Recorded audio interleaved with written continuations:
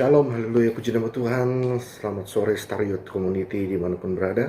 Dan sebentar kita akan memuji dan menyembah Tuhan. Tapi sebelum itu mari sama-sama kita tundukkan kepala. Kita mau satukan hati kita. Kita mau masuk dalam pujian penyembahan kita. Allah Bapa yang baik, kami sangat bersyukur Tuhan. Dan di sore hari ini kembali kami mau datang untuk menikmati setiap hadirat-Mu, untuk memuji dan menyembah Engkau Tuhan Yesus. Kami berdoa ya Bapa, biar Engkau sendiri yang akan terus memimpin setiap kehidupan kami, siapapun kami Tuhan Yesus. Engkau pimpin Star Youth dan teman-teman youth dimanapun berada yang menonton melalui live streaming online ini ya Tuhan Yesus. Engkau pagari, Engkau jagai setiap kehidupannya sehingga menjadi terang bagi gereja dan bagi bangsa. Terima kasih Tuhan Yesus, semua ini kami serahkan dalam tangan-Mu. Engkau yang memimpin, Engkau yang menjaga setiap Star Youth Community dimanapun berada. Terima kasih Bapa, semua ini kami serahkan aja di dalam nama-Mu yang kudus, dalam nama Tuhan Yesus Kristus. Sama-sama kita mengatakan amin. Puji nama Tuhan dan selamat beribadah, dan Tuhan Yesus memberkati.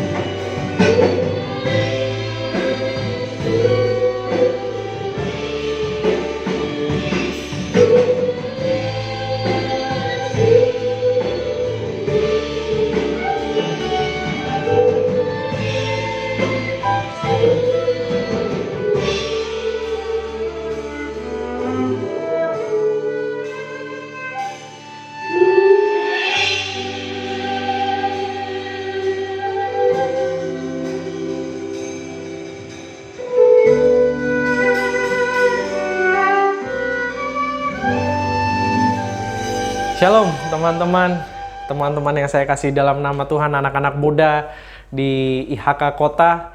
Anak-anak youth yang luar biasa, saya percaya dimanapun teman-teman mendengarkan firman Tuhan ini disampaikan, saya percaya ada ilham yang diberikan, ada kemurahan Tuhan untuk mengingatkan kita setiap firman-firman yang akan kita dengarkan sebentar lagi. Perkenalkan, saya Samuel Erikson, saya sahabat dari Bapak Gembala teman-teman sekalian, Pastor David Ari. Kami pelayanan dulu di Yogyakarta dan ketika saya masih kuliah tentunya. Dan sekarang kami dipertemukan setelah sekian tahun. Tapi walaupun dipertemukan melalui ibadah online seperti ini, saya percaya kuasa Tuhan tidak dibatasi oleh jarak dan waktu. Dimanapun teman-teman mendengarkan firman Tuhan ini, saya percaya kalau kerinduan kita nyata di hadapan Tuhan, kerinduan kita mendengarkan dan menerima berkat Tuhan, saya percaya pasti Tuhan juga mengabulkan, Tuhan juga memenuhi hasrat kita dengan kemurahan-Nya. Amin. Mari, sebelum kita dengarkan firman Tuhan, kita tunduk kepala sebentar dan kita berdoa. Bapa, kami bersyukur buat pertemuan kami melalui online ini, Bapa, melalui pelayanan online ini.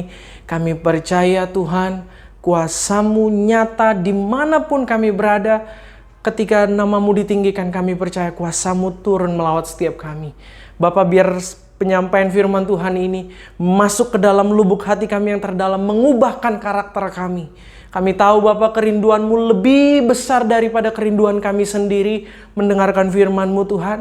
Dan berubah sesuai firman-Mu. Kami tahu Engkau lebih rindu mengubah kami, Bapa. Kami tahu Engkau lebih rindu mengubah kami seperti Yesus. Biar penyampaian firman ini, pelayanan melalui firman ini Tuhan, masuk ke dalam hati kami dan bertumbuh, berbuah seperti yang Tuhan mau. Di dalam nama Yesus, kami siap mendengarkan firman Tuhan. Sama-sama kita semua yang siap mendengarkan firman Tuhan, katakan amin. Tema khotbah yang disampaikan kepada saya, tema bulanan teman-teman semua itu tentang intimacy. Maka mari kita buka firman Tuhan di Mazmur 73 ayat yang ke-22 sampai yang ke-28. Kita mulai dari ayat yang ke-22, demikian firman Tuhan. Aku dungu dan tidak mengerti, seperti hewan aku di dekatmu. Apa arti kata dungu di sana? Kata dungu di bahasa aslinya berkata baar. Apa itu baar? Artinya kasar, brutal, tidak berperasaan, bebal. Nah, tidak mengerti. Tidak mengerti di bahasa aslinya berkata yada, tidak tahu dan tidak berpengalaman. Nah, mari teman-teman kita lihat, aku dungu artinya aku kasar, aku brutal, aku tidak berperasaan. Aku bebal dan aku tidak berpengalaman. Seringkali kita anak-anak muda ini diibaratkan seperti ini, teman-teman. Ada banyak anak-anak muda sekarang kasar sekali. Brutal sekali, tidak berperasaan. Bahkan ada tidak sedikit anak-anak muda yang sangat bebal, ketika dikasih tahu sesuatu, dia tidak mau mendengarkan. Padahal anak-anak muda itu namanya anak muda. Pasti dia less experience. Seperti firman Tuhan tadi, tidak mengerti, tidak berpengalaman. Nah, pemazmur Asaf membawa kita mengerti, inilah kondisi kita anak-anak muda hari-hari ini. Saya percaya mungkin saya berdoa tidak banyak dari kita seperti ini, teman-teman.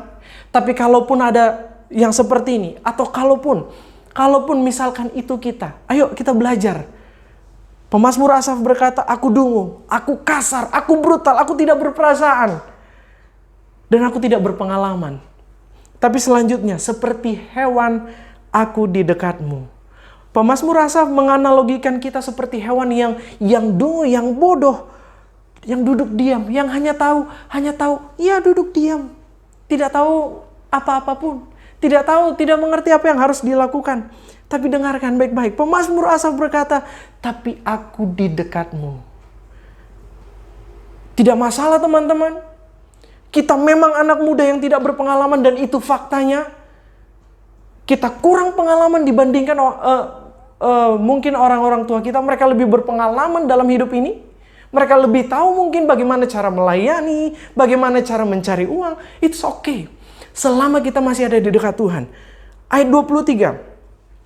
Tetapi aku tetap, perhatikan, tetapi aku tetap di dekatmu, Engkau Tuhan memegang tangan kananku. Wow. Tetapi aku tetap di dekatmu. It's okay teman-teman. It's okay kamu mau sebebal apapun hari-hari ini, sebodoh apapun. Atau mungkin ada teman-teman yang berkata, oh kak aku tidak berpengalaman. It's okay. It's okay. Selama kau pastikan seperti ini, selama teman-teman memastikan, aku pastikan aku masih tetap tinggal dalam hadirat Tuhan. Kenapa? Apakah kakak kompromi dengan kebebalan ini? No. Saya tidak kompromi dengan kebebalan, saya tidak kompromi dengan kebodohan, tapi saya kompromi selama kamu masih ada di hadirat Tuhan, masih ada harapan untukmu. Amin. Masih ada harapan untukmu. Tapi masalahnya seperti ini teman-teman. Banyak sekali hari-hari ini anak-anak muda, teman-teman muda sudah tidak berpengalaman. Maaf, mungkin tidak berprestasi juga, tapi jauh dari hadirat Tuhan. Come on. Mari kita telaah pelan-pelan teman-teman. Kalau kamu berpengalaman, kan kebanyakan seperti ini. Nel, saya kutip sedikit. Ada satu astronot yang sebelumnya, saya mendengarkan cerita ini, ada satu astronot yang sebelumnya dia anak Tuhan, cinta Tuhan. Ketika dia terbang ke angkasa, dia pikir di sana ada Tuhan karena terlalu pintar, tapi tidak punya iman, tapi tidak tinggal dalam hadirat Tuhan. Maka ketika dia di angkasa, dia tidak melihat ada Tuhan di sana. Sampai ada jokes begini. Ada seorang astronot, foto astronot dengan helm lengkapnya seperti itu, dan dia bilang, bohong, tidak ada Tuhan di atas sini. Tapi ada satu orang yang kasih komen, coba buka helmmu, kau pasti ketemu Tuhan. Artinya apa teman-teman? Artinya begini, terkadang ada orang-orang yang pintar tapi tidak punya iman, tetap aja jatuh. Nah, apa maksud saya? It's okay, sekali lagi kakak cuma mau memastikan begini, teman-teman jangan putus harapan. Bagaimanapun kondisimu hari-hari ini, selama kau pastikan dirimu masih tinggal, masih punya hubungan yang erat dengan Tuhan, it's okay, Tuhan bisa ubahkan, amin. Kakak ilustrasikan seperti ini. Kebayang kalau handphone yang kakak pakai ini lowbat, seperti itu ya. Handphonenya lowbat, maka kakak tidak akan menjauhkan dari charger. I will try to find charger untuk mengisi dayanya. Ketika dia mulai kosong seperti itu, baterainya mulai kosong, saya akan berusaha mencari charger. Di mana charger? Right? Betul? Sama. Ketika hidupmu mulai kosong, ketika hatimu mulai penuh dengan kegalauan, cari Tuhan. Jangan tinggalkan Tuhan. Cari Tuhan. Tinggal tenang di dalam Tuhan. Itu nge-charge semuanya. Tadi yang kosong itu mulai Tuhan pulihkan. Mulai Tuhan penuhkan. Sampai ada lagu pujian seperti ini. Dia penuhkan, Dia pulihkan, Dia puaskan hasratku. Benar? Karena memang kita anak-anak muda ini penuh dengan hasrat, penuh dengan keinginan tahuan. Ketika kita tidak mendapatkan apa yang kita pengen, maka kita mulai kecewa. Nah, teman-teman pastikan, sekali lagi, dimanapun kondisimu hari-hari ini, pastikan tinggal dekat dengan Tuhan. Selanjutnya, kalimat selanjutnya di ayat 23 tadi. Engkau memegang tangan kananku. Wow. Tangan yang menciptakan langit dan bumi ini. Tangan yang memiliki segalanya di bumi ini. Tangan yang menciptakan hidupmu dan hidupku. Tangan yang sama yang memegang tangan kananmu. Wow. Kalau kau mengerti kebenaran ini, kalau saya mengerti kebenaran ini, tidak ada alasan untuk saya tidak confidence. Tidak ada alasan untuk saya insecure karena Tuhan yang pegang tangan kanan saya. Kenapa Tuhan harus memegang tangan kananmu? Kenapa Tuhan harus memegang tanganmu? Satu kali teman-teman, waktu saya masih kecil, di tempat kami, saya lahir di satu kota madya, di daerah Medan, di kota Pematang Siantar tepatnya.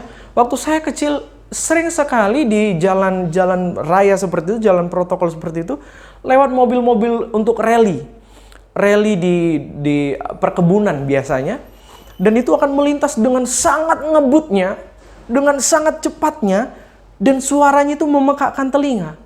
Nah, pada saat itu saya ikut ke sana. Saya lihat di jalan raya, wah, pertama saya lihat, mobilnya bagus. Tapi ketika mereka mulai kebut-kebutan di sana, saya mulai ketakutan. Dari rumah saya jalan bersama papa, tapi ketika saya melihat, itu ada mobil, saya lari. Saya meninggalkan papa saya di belakang.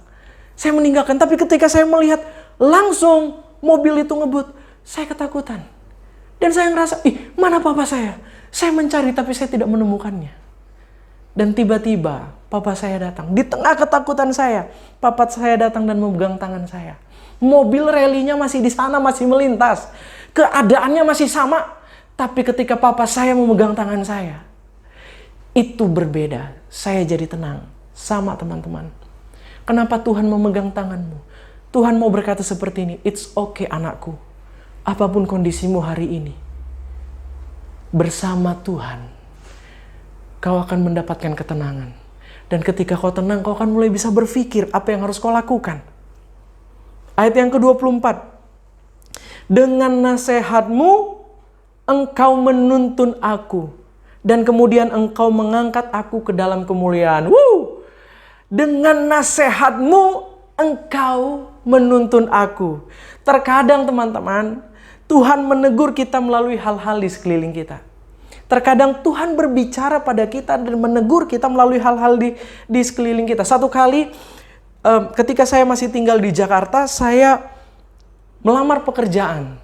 Mungkin teman-teman ada yang tahu Pulau Kapuk ya, jalan Pulau Kapuk itu di daerah Muara Karang sana. Nah, ketika saya melintas di flyover, sebelum di flyover Grogol itu, saya bertanya, saya menggunakan Waze. Saya menggunakan Waze dan Waze berkata ambil kiri. Tapi saya tidak percaya dengan Waze. Saya tanya bapak-bapak yang ada di pinggir jalan, Pak, kalau ke Pulau Kapuk lewat mana? Oh, lewat atas. Maka saya percaya saja mereka. Saya lewat atas dan ketika saya lewat atas, Waze berkata belok kanan. Saya bingung, masa saya dari atas saya terjun ke bawah? Itu nggak mungkin. Maka saya teruskan sampai ke Rawabuaya, teman-teman. Saya harus mutar jauh sekali dan ketika saya putar balik, saya dihadapkan dengan kemacetan dan panasnya minta ampun. Itu macet sekali. Dan ketika saya mulai mengeluh, tiba-tiba saya mendengarkan suara itu. Saya mendengarkan teguran itu. Dia bilang seperti ini, itulah karena tidak taat. Nah, seringkali teman-teman, kita tidak taat padahal Tuhan sudah memakai yang di sekeliling kita untuk menegur kita. Mungkin orang tuamu yang dipakai Tuhan untuk menegurmu. Mungkin pendetamu, pastormu, youth pastormu, atau teman-teman pelayananmu yang dipakai Tuhan untuk menegurmu. Tapi kan seringkali ketika kita anak-anak muda ditegur, kita punya idealis yang tinggi. Apaan sih lu? Emang lu lebih pintar dari gue? Siapa lu? Ngatur-ngatur hidup gue? No, teman-teman. Firman Tuhan berkata, dengan nasihatmu engkau menuntun aku. So, anak-anak muda, kalau ada yang kasih nasihat, jangan keraskan hatimu. Amin. Siapa tahu itu Tuhan pakai untuk menegurmu. Siapa tahu itu Tuhan pakai untuk, misalkan kamu sudah mulai salah jalan dan Tuhan pakai itu, ke kiri sedikit. Mungkin sakit teman-teman. Mungkin gak enak di hati. Tapi relakan hatimu ditegur. Amin. Dan selanjutnya, Tuhan mengangkat aku dari kedunguan kepada kemuliaan. Firman Tuhan bilang, kemudian engkau mengangkat aku ke dalam kemuliaan. Tadinya dia dungu, tadinya dia tidak berpengalaman, tadinya dia bodoh, tapi ketika dia membiarkan dirinya dinasehati Tuhan, dituntun oleh Tuhan, maka Tuhan bawa dari hal bodoh itu, Tuhan bawa ke kemuliaan. Bukankah Tuhan Yesus keren? Amin. Anak muda harus mau ditegur dan dinasehatin. Katakan yes. Ingat, anak muda itu less experience, kurang berpengalaman. So kalau orang kurang berpengalaman, harusnya mau ditegur, harusnya mau dikasih tahu. Amin. Kalau tidak mau ditegur, maka kau akan tetap di posisimu sekarang. Saya kasih contoh. Kalau saya mau berjalan, jalan lurus, dan ketika saya tidak mau melihat jalan, saya tidak tahu kalau di depan itu jurang, dan kalau ada yang mau tegur saya, hati-hati itu jurang, tapi saya tidak mau ditegur, maka saya akan masuk ke jurang itu, teman-teman. Pada saat itu gue mungkin, apaan sih ini orang, so tahu ini jalan saya. Mungkin seperti itu. Tapi ketika saya biarkan hati saya biarkan hidup saya ditegur, maka saya terlewat dari jurang. Teman-teman, mungkin ketika ada yang menegurmu, itu cara Tuhan menyelamatkanmu. So buka hatimu. Jangan keraskan hatimu. Jangan keraskan hatimu. Biarkan Tuhan menegurmu. Amin. Selanjutnya, ayat yang ke-24. Sebab sesungguhnya siapa yang jauh daripadamu akan binasa. Pay attention untuk kalimat ini. Siapa yang jauh dari Tuhan akan binasa.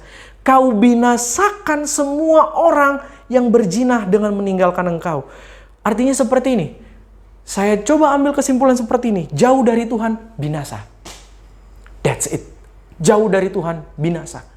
Mungkin bukan tubuhmu. Mungkin bukan kehidupanmu yang binasa. Tapi mungkin masa depanmu binasa. Mungkin kerohanianmu binasa. Mungkin masa depanmu, relationshipmu yang binasa. Ketika kita jauh dari Tuhan, artinya tidak akan ada teguran dari Tuhan. Tidak akan ada nasihat dari Tuhan. Bagaimana Tuhan mau nasihati orang yang jauh dari Dia? Mendekat kepada Tuhan. Tapi kalau kau izinkan dirimu menjauh dari Tuhan, binasa. Anak muda lebih punya potensi. Saya catat di sini teman-teman. Anak muda, teman-teman muda yang less experience, lebih punya potensi besar untuk melakukan banyak kesalahan. Karena memang less experience. Kurang pengalaman. Bagaimana saya tahu mengerjakan sesuatu kalau saya tidak punya pengalaman di sana? Itu sebabnya Daud berkata seperti ini ketika dia masih muda. Di usia mudanya Daud, dia berkata dalam Mazmur 62 ayat 1 seperti ini. Hanya dekat Allah saja. Sekali lagi. Hanya dekat Allah saja aku tenang. Daripadanya lah keselamatanku. Kenapa? Daud tahu betul dia mungkin banyak melakukan kesalahan. Tapi hanya dekat Allah saja dia merasakan tenang. Dan Yesus dan Tuhan yang menyelesaikan semua kesalahan yang dilakukan Daud. Karena memang Daud juga kurang pengalaman. Less experience. Sama seperti kita, teman-teman. Tapi Daud berkata, hanya dekat Allah saja aku tenang. Why? Tuhan pasti memaklumi aku. Tuhan pasti mengerti aku salah. Dan ketika aku datang kepada Tuhan, Tuhan buka tangan dan mengampuni aku. Dan Dia juru selamatku. Artinya seperti ini. Dia bereskan semua kesalahanku. Dia maklumi kesalahanku. Tapi bukan berarti kamu harus hidup dalam kesalahan yang sama setiap hari. No. Orang yang tahu dia dikasihi, dia akan banyak mengasihi. So teman-teman, Daud tadi berkata, hanya dekat Allah saja aku tenang. Teman-teman, anak-anak muda, saya percaya kita punya emosi yang tinggi kadang-kadang ya. Tidak sabaran. Ketika ribut, orang tuamu, papa mama mungkin ada masalah dan terbanglah piring di sana, di kiri kanan. Ributlah mereka. Apakah kamu bisa tenang? Daud, dia bisa tenang di dalam masalah. Karena dekat dengan Allah. Apa artinya? Ketika dekat dengan Allah, kau tenang. Mau ribut seperti apapun di rumahmu. Ketika dekat dengan Allah, kau akan tetap tenang. Di tengah badai sekalipun. Tidak akan gerasa-gerusu. Kan anak-anak muda biasanya gerasa-gerusu ya. Masih SMA seperti itu, masih SMP, bahkan kadang-kadang SMP belum punya pacar. Aduh, gerasa-gerusu pengen cepat punya pacar. Dengarkan baik-baik.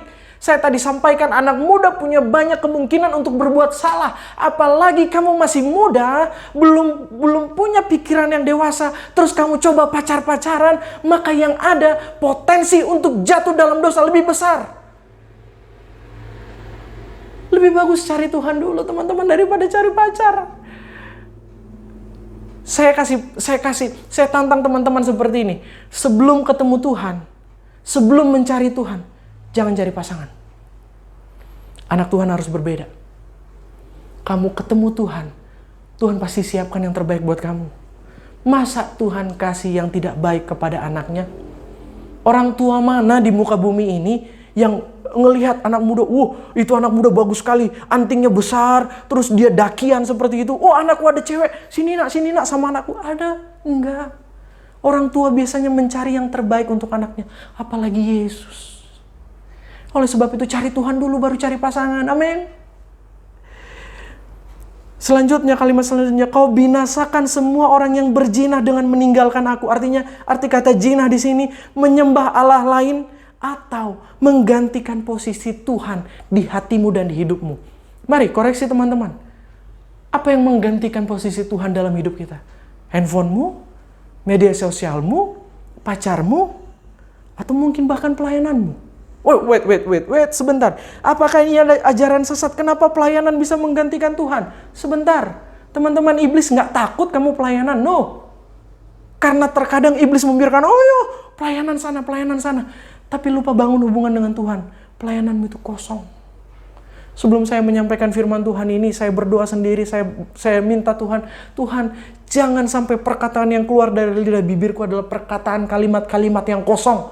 Pelayananmu tanpa hubungan dengan Tuhan, kosong.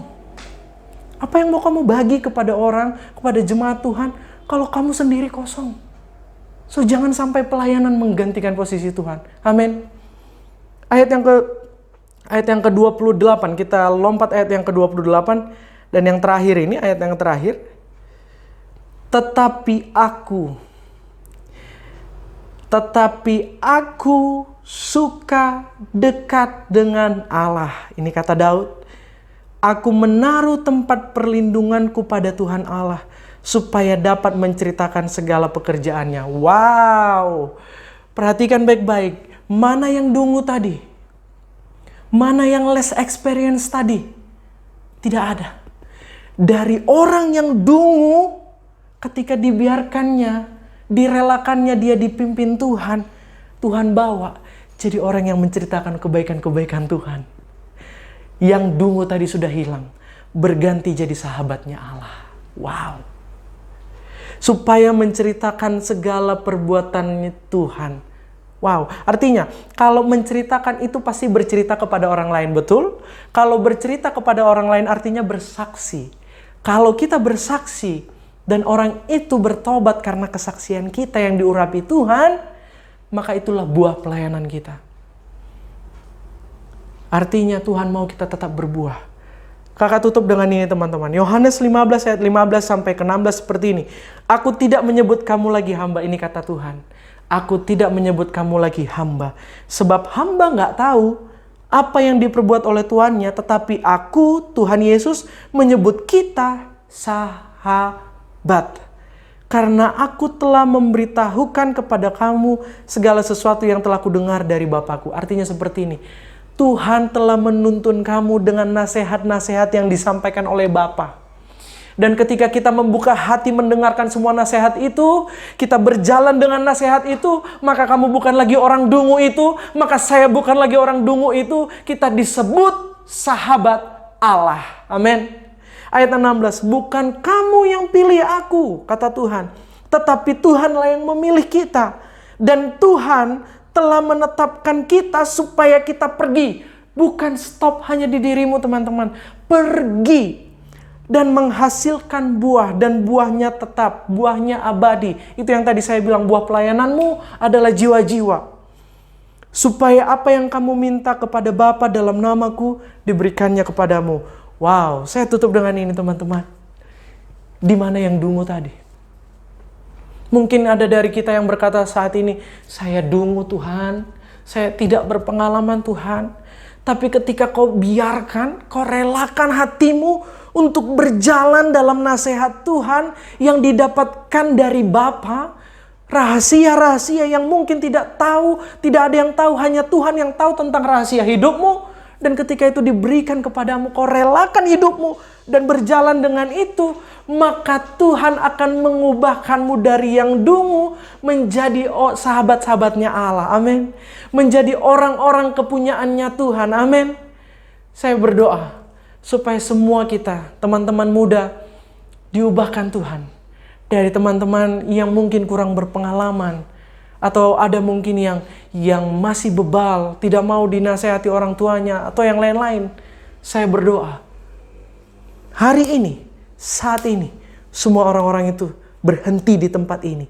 Dan mulai hari ini, semua mereka diganti statusnya jadi sahabat Allah. Amin. Jadi sahabatnya Allah. Orang-orang yang menceritakan kebaikan Tuhan. Berapa banyak kita yang diberkati Tuhan hari ini? Mari kita tunduk kepala. Tuhan, kami sudah selesai mendengarkan firman-Mu disampaikan. Biar kemurahan-Mu memberkati kami, mengikuti langkah-langkah kami, mengubahkan paradigma kami yang salah di hadapan Tuhan. Biar firman ini bertumbuh, berbuah, dan menegur kami. Anytime kami butuh firman ini, biar Roh-Mu membangkitkannya dalam kami. Terima kasih, Tuhan berkati anak-anak muda, anak-anak youth IHK Kota, berkati masa muda mereka, berkati pasangan hidup mereka, biar kemanapun mereka melangkah, nama-Mu dimuliakan Bapa.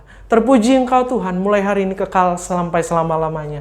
Sama-sama kita yang diberkati Tuhan katakan, amin. Tuhan Yesus memberkati, sampai ketemu di lain kesempatan.